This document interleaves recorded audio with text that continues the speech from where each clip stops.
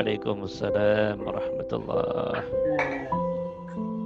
Bagaimana menancapkan totalitas tauhid itu ke dalam hati, Ustaz? Bagaimana menancapkan totalitas tauhid ke dalam hati? Totalitas ya, tauhid. Iya, jadi kata total itu sejatinya kan kata yang sudah puncak ya. Sesuatu dikatakan total itu sudah puncak, sudah sempurna, total, istilah saya total. Pertanyaan dari Umi Cia, bagaimana menancapkan tauhid total itu di dalam hati? Ya, dalam hati. Ya, menancapkannya sebetulnya stepnya teman-teman adalah ya zikir itu sendiri. Teman-teman ilmunya setinggi langit tapi tidak laku zikir, tidak punya keistiqomahan kontinuitas berzikir.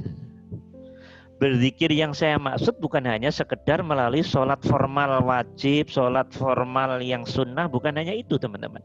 Kalau itu sudahlah clear, nggak usah diomong. Tapi pegangan zikir, amalan zikir, ya, yang di luar sholat fardunya, di luar sholat sunnahnya, di luar zikir habis sholat yang semua orang Islam alhamdulillah melakukan itu. Zikir penopang ini yang justru menjadi kunci sebetulnya Umi Cia. Zikir penopangnya, entah itu zikir nafasnya, entah itu zikir sirri yang lainnya, terlebih lagi zikir sirrul asrornya. Itu Umi. Jadi tetap butuh proses. Teman-teman secara logika, secara keinginan, itu rak nafsu toh begitu. Pasti akan ya, ambruk satu saat tertentu. Kalau lagi wah, begitu nanti nya itu lemah, dia akan runtuh. Itu tanda hati belum jernih sejatinya. Itu proses. Itu masih main ego. Semangat yang dimunculkan oleh keinginan, dorongan nafsu. Belum kejernihan yang muncul dari Allah, belum. Tapi itu proses. Jadi zikir, kembalinya ke zikir teman-teman. Ke zikir. Umi Tia ya, kembali ke zikir. Zikir yang dalam mendudukkan hati saat berzikir harus benar. Harus benar. Benar yang saya maksud harus laku ilmu hati. Ilmu hati yang saya maksud harus laku ilmu hakikat menuju makrifat. Kita zikir. Dari keinginan zikir sudah kita rasa ini rahmatnya Allah, fadlnya Allah. Ini sumber pelaku hakikatnya adalah Allah. Begitu starting berzikir hatimu ngomong, ini af'almu ya Allah. Hati tek lurus ke Allah total. Oke? Prosesi ini step by step. Dikit demi dikit. Oke, teman-teman? Akan membersihkan hati kita.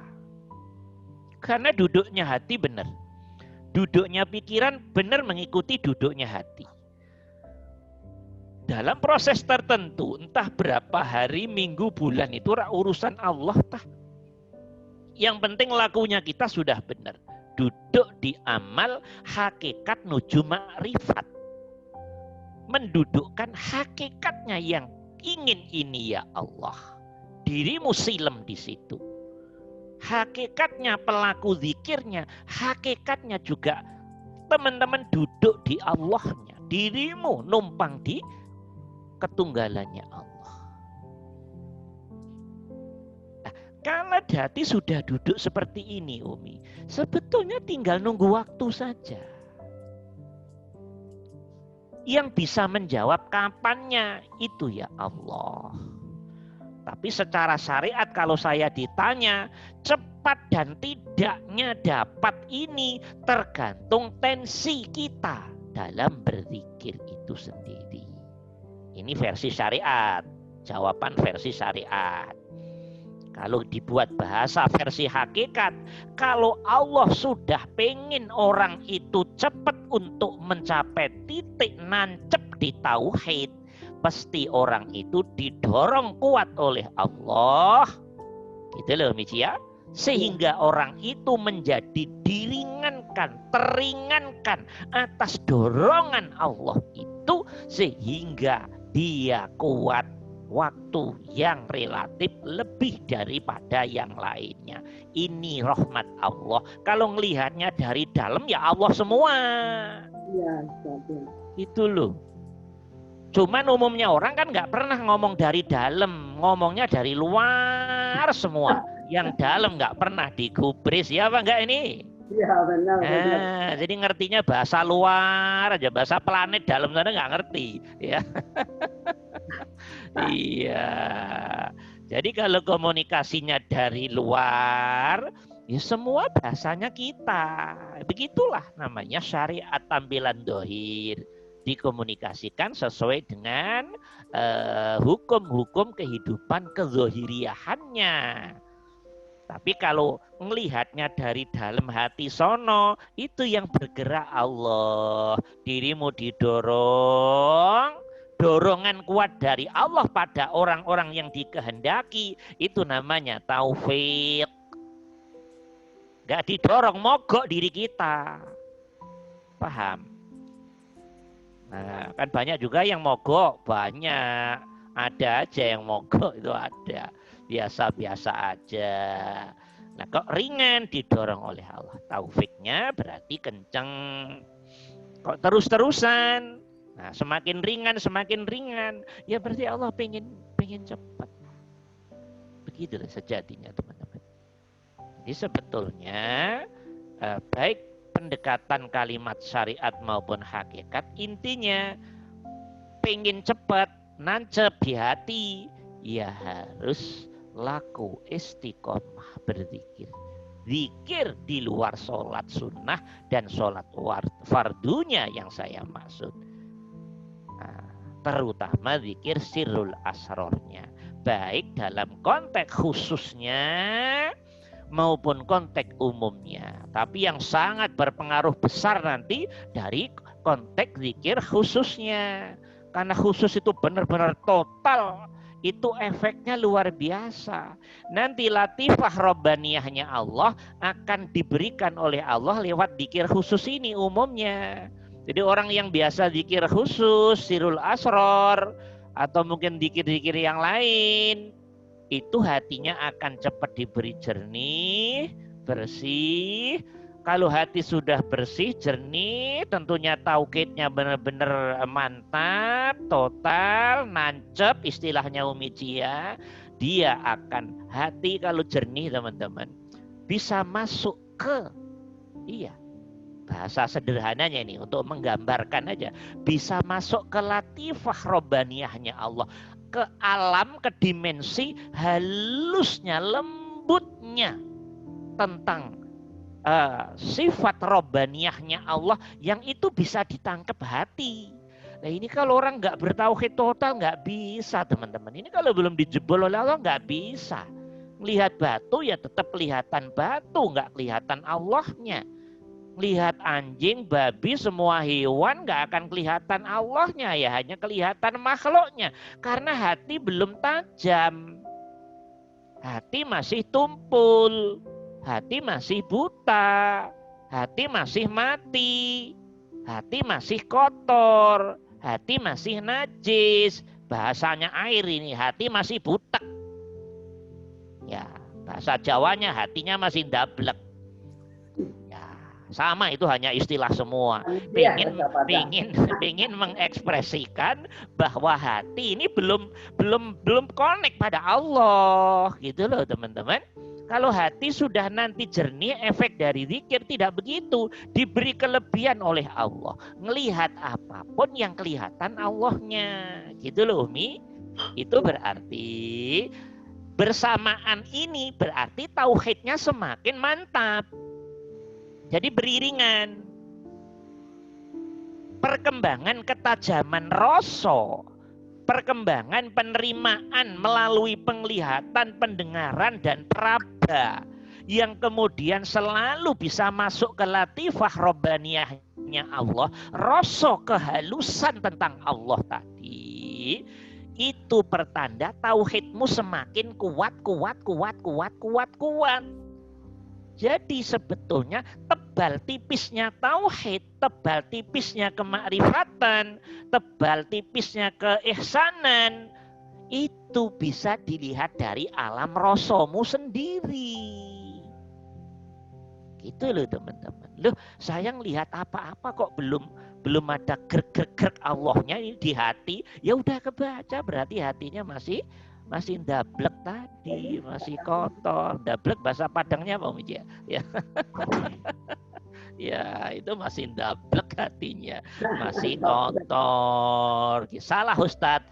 Ya, dibuat salah ya bisa, dibuat proses ya memang masih proses. Ya, kalau yang galak salah, galak itu berarti. Kalau yang bahasa agak adem biar Pak Dadang agak enak itu proses Pak Dadang, itu aja. Itu proses Pak Gatot gitu ya kan. Iya, itu proses itu Pak Abror gitu. Kalau Syekh Abdul Qadir lain lagi, dalam kitabnya bahasanya udah kenceng-kenceng. Ayyuhal juhala. Hei, orang-orang yang bodoh. Waduh. Syekh Abdul Qadir dalam banyak kitabnya melihat potongan orang-orang yang belum bertauhid total. Coba teman-teman baca banyak kitabnya Syekh Abdul Qadir. Ayyuhal juhala, hei orang-orang yang bodoh. Dibodoh-bodohkan semua sama Syekh Abdul Qadir. Ya mungkin tujuannya nggak negatif, sekedar biar kita ini wong dicubit aja nggak ngerasa, maka ya ditendangin terus, ditendang aja nggak kerasa terus. Gitu loh ya. Nah, seperti itu Umi Cia. Jadi sejalan Umi Cia nanti laku zikir terus, sejalan zikirnya jalan, hati akan dibersihkan oleh Allah. Step by step bersihnya hati pasti akan diikuti ketajaman hatimu, ketajaman rasa dan sadarmu dalam melihat hal apapun, peristiwa apapun, sesuatu apapun yang dilihat akan nanti relatif diberi faham oleh Allah, yang kefahaman itu ending-endingnya ya tetap dari Allah menuju Allah juga. Jadi yang kelihatan insya Allah semuanya, ending-endingnya seperti itu. Nah, kalau sudah seperti itu, jadi tidak ada amaliyah lain yang untuk bisa nancepin tauhid selain berzikir, Umi. Iya, ya zikir. Emang 30 juz Al-Quran itu kesimpulannya zikir, gimana tuh teman-teman ini? Ayo. Apa?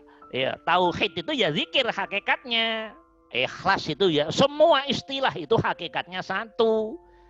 Sampainya hati ke Allah itu berarti zikir ta.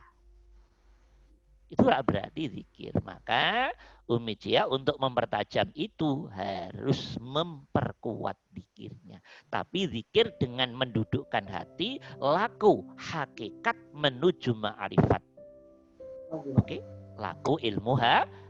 Jangan berzikir yang masih kayak mohon maaf yang belum ngerti ilmu hati. Itu nanti relatif susah perjalanan hatinya menuju ke Allah karena duduknya belum ideal gitu loh Umi. Paham Umi? Ya Ustaz. Iya. Pokoknya teman-teman nanti perhatikan deh. Nanti kalau saya salah bisa kapan-kapan bisa ketemu saya. Protes saya nggak apa-apa. Ya. Semua yang bikin lama teman-teman itu pasti satu. Apa yang teman-teman lakukan masih berangkat dari rasa dirimu sendiri. Coba tolong ditulis ini. Tolong ditulis deh, dicatat dengan baik. Oke? Sekali lagi saya ulangi. Susahnya jebolnya hati kita untuk sampai kepada Allah yang dalam bahasa Umijiyah menancapkan tauhid tadi, dan bahasa lain masih banyak itu. Gimana biar hati kita bersih, sama aja itu. Gimana biar hati kita tidak kotor, sama aja itu. Bagaimana biar hati kita tidak ada banyak najisnya, sama aja tuh itu. Bagaimana biar cepat ihsan. Semua pertanyaan ini sama substansinya sejatinya. Coba saya balikkan ke teman-teman sendiri.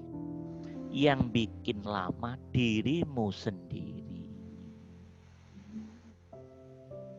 Yang bikin lama dirimu sendiri. Di mana letaknya Ustadz? Karena diri kita melakukan kebaikan apapun masih kita aku. Sekarang ayo laku, duduk hati pikiran. Lakukan kebaikan apapun bentuknya, kata Allah. Falyamal amalan sholihan, kata Allah. Siapa yang pengen ketemu aku? Ketemu itu 24 jam. Allah nggak pernah membatasin waktu. Ketemu Allah itu 24 jam. Bisa kapanpun, dalam keadaan apapun. Mau dalam keadaan haid, mau dalam keadaan nifas. Ini kan, ini salahnya efek fikih tak? Kalau sudah haid, sudah nifas, itu terus pisah dengan Allah. Itu sesatnya di situ. Sesatnya di situ. Fikih hanya ngajarin etika kita. Kalau ibu-ibu lagi haid, lagi nifas, ya toh? Atau kalau bapak mungkin sedang badannya berlumuran darah atau najis apa, itu kalau bisa jangan melafalkan lafaz nama-nama Allah. Jangan melafalkan Al-Quran. Jangan melakukan sholat secara syariat. Yang dimulai Allahu Akbar dan seterusnya, itu namanya sholat secara syariat.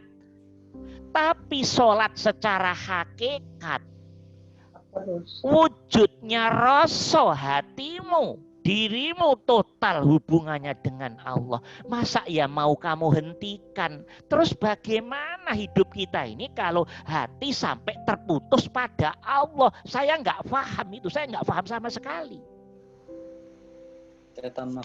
Bagaimana hati harus terputus dari Sang Maha yang punya hati?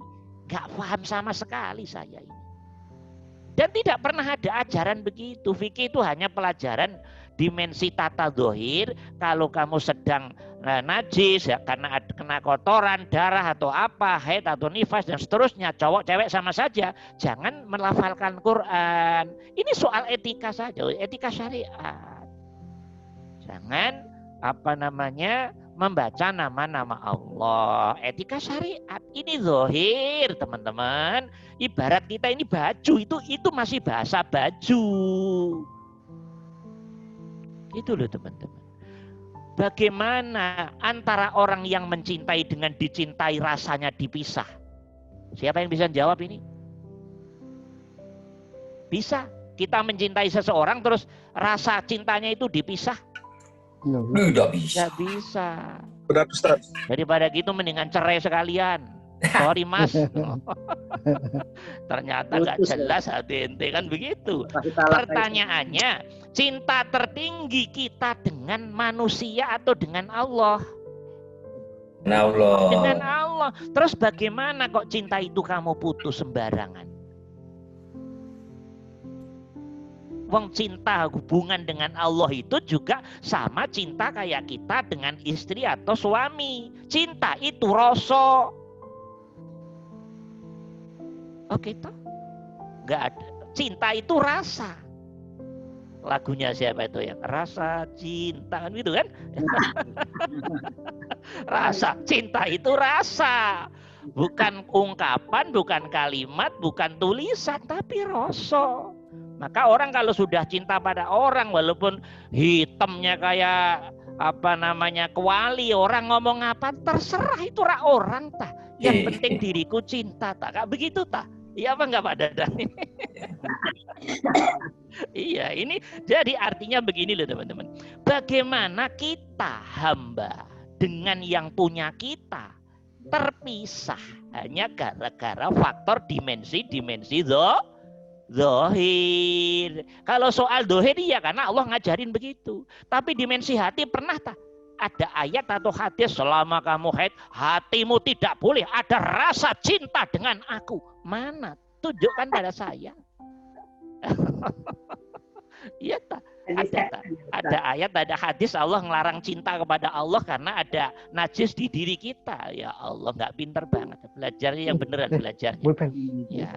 Lagi pula teman-teman, orang kalau sudah ihsan, rasa itu oleh Allah memang dimunculkan terus dari dalam hati dan nggak bisa lepas. Itu bukan rekayasa dari dimensi kemakhlukannya. Emang justru Allah sendiri yang dorong rasa kecintaan itu pada Allah sehingga rasa itu semakin menderu-deru dan lewat apapun yang dia lihat, dia dengar dan dia raba terus menghasilkan, menghantarkan pada penancapan tauhid di hati kita, di ruh kita, di jiwa kita tadi. Jadi orang yang sudah ihsan, sudah paham, diberi paham oleh Allah, kok rasa ini dari dalam munculnya kuat sekali dan aku nggak bisa lepas, berarti itu bukan dirimu dong. Itu perbuatan Allah. Maka orang yang sudah sampai sini bisa jawab pertanyaan fikih. Loh itu fikih, itu baju. Karena dia udah menjadi pelaku. Nggak bisa terbendung rasa itu teman-teman. Itu rasa yang bukan direkayasa oleh dimensi makhluk. Bahkan dimensi makhluk nggak bisa nahan rasa aliran cinta dari Allah kepada makhluk. Jadi sejatinya yang cinta itu bukan kita cinta pada Allah. Itu kebalik itu. Itu kalimat syariat. Harus kita apresiasi, harus kita hargai. Sejatinya yang cinta Allah cinta kita. Paham apa tidak? Ngapain Allah pengen dicintai Pak Gatot? Nggak perlu. Ya, Allah pengen dicintai Pak Dadang, Mecia, orang ngapain itu ya? Itu kebalik, itu kebalik melihatnya. Jadi sejatinya kalau dirimu itu benar-benar tauhidnya mapan, ihsannya mapan, itu sejatinya yang pengen ya Allah. Yang cinta pada dirimu, ya Allah cinta pada dirimu. Dirimu kena efek kecintaannya Allah pada dirimu, gitu loh. Paham apa tidak? Mengerti? Paham apa enggak? Jadi kita tuh kena dampak apa atau efek positifnya dari perbuatan Allah pada diri kita. Paham apa tidak ini? Kayak Nabi Muhammad Shallallahu Alaihi Wasallam yang pengen cinta pada Nabi, jadi orang yang paling the best itu Allah atau Nabi? Jawab aja tolong. Allah cinta pada Nabi atau Nabi cinta pada Allah sejatinya? Allah cinta pada Nabi. Nah, gitu loh. Lah sekarang dibawa ke kita. Sejatinya yang cinta kepada hamba yang dipilihnya itu Allah. Ya Allah. Mengerti? Kalau Allah sudah cinta pada seseorang, dia akan digerakkan sesuai dengan keinginan-keinginan positif yang Allah inginkan. Kalau melihatnya dari dalam begitu bahasanya. Tapi kalau melihatnya dari luar, teman-teman nggak akan pernah paham terus dari dalam. Karena suka ngelihat yang luar. Jelas, paham ya Umi ya? Ya, dah. Jadi zikirnya yang diperkuat teman-teman, zikir khususnya. Kalau teman-teman zikir khususnya bahasa syariatnya ini pelit, males, ya itu tanda-tanda keberuntungannya masih agak gitu loh. Kalau saya bahasakan hakikat nih dari dalam, kata Allah, ente ntar dulu aja lah, potongan ente masih kayak begitu. Paham gak? Ya ntar dulu lah, ntar dulu. Walaupun mungkin ente ngotot-ngotot ini ya, tapi kata Allah kalau dibahasakan canda ketuhanan seperti itu, ente belum waktunya sekarang ya. Jalanilah kayak ente, pelan-pelan aja ya ente ya. Dan itu perjalanan hidupmu ya, dijalanin aja kan, gitu aja Umi ya. Ya, yang penting sudah dimasukkan oleh Allah, digolongkan oleh Allah orang-orang yang sedang dan bahkan terus menuju kepada Allah. Itu aja sudah untung kok teman-teman. Itu aja sudah untung. Emang maunya semuanya langsung sempurna. Iya, semua orang juga begitu. Tapi ego pengen sempurna itu sebetulnya kan kurang percaya dirimu kepada Allah toh. Ego pengen cepat puncak sampai selesai, itu bukan dirimu sejati teman-teman, itu nafsu. Dirimu terkalahkan oleh nafsu, belum sanggup mengontrol, sehingga efeknya dirimu nggak percaya Allah. Di mana letak nggak percaya? Ya Allah, jangan lama-lama dong ngasih makrifat saya. Cepat gitu loh ya Allah, gitu kan? Kalau dibahasakan kasar begitu tuh. Ya terus kata Allah, yang jadi Tuhan ente apa gue? Ya kata Allah, yang jadi Tuhan ente apa gue ya? Oke, wong saya itu hanya pengen ente itu ikutin gue saja. Sudah, mau sekarang, minggu depan, bulan depan, atau 1 jam sebelum mati kamu saya beri, itu urusan saya tak. Wong ndak suruh ngikutin saya aja kok rewel banget sih ente ini kan, gitu kata Allah. Iya, paham ya? Biarkan boleh Ustaz. Ya udah, yang penting ikutin Allah, hatimu, hati teman-teman duduk terus pada Allah. Tapi tetap harus berusaha maksimal dan istiqomah. Itu kunci. Dan yang terpenting lagi, laku tadi yang suruh saya nyatat tadi. Penghalang terbesarnya dirimu sendiri. Teman-teman biasa melakukan kebaikan, berangkatnya hati masih akunya makhluk, akunya hamba, akunya diri, akunya basyariah, akunya nafsu nafsiyah dan amarah. Itu tanda teman-teman hatinya masih kotor. Tanda hati yang sudah bersih, apapun yang dilakukan, ini engkau ya Allah, ini af'almu ya Allah. Bukan di mulut tapi di mulutnya hati. Rasa itu muncul dan rasamu ngomong ini engkau ya Allah. Dan tidak sekedar ngomong terus putus, nggak begitu maksudnya. Omongan itu terus berlanjut dari starting sampai finishing. Ganti kerjaan lagi, starting finishing. Ganti kerjaan lagi, starting finishing. Jadi muter menjadi putaran-putaran ketauhidan, putaran-putaran keihsanan, putaran-putaran totalitas tauhid. Dari nafas ke nafas. Nah, seperti itu gambarannya teman-teman. Ya kalau sudah sampai sini memang ya itu fadlun minallah, udah teman-teman. Sejatinya semua orang pengen sampai sini sejatinya. Nah teman-teman secara ilmu sudah diberi oleh Allah. Amalan sudah. Ya tinggal ada terus bismillah. Terus tunggu dari Allah. Dan saya lihat teman-teman secara umum sudah banyak perkembangannya kok, alhamdulillah. Sudah banyak perkembangannya. Ya, terus disyukuri dari Allah. Ya, bisa dipahami ya Umi ya? Ya. Ada lagi yang lain mungkin yang perlu diperdalam?